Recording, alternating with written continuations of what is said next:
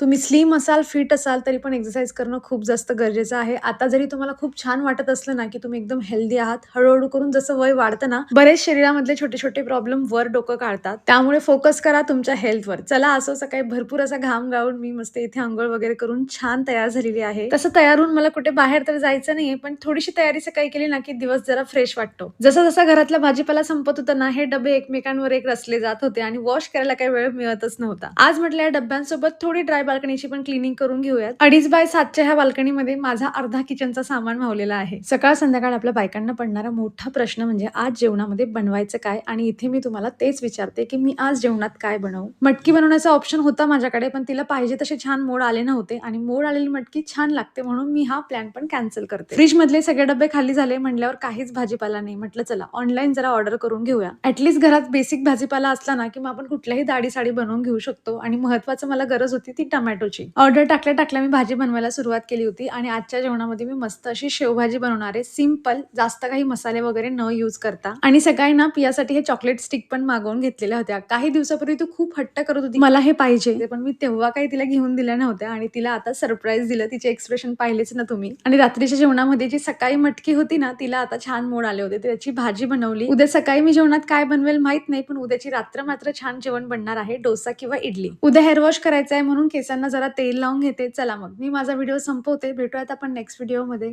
Bye.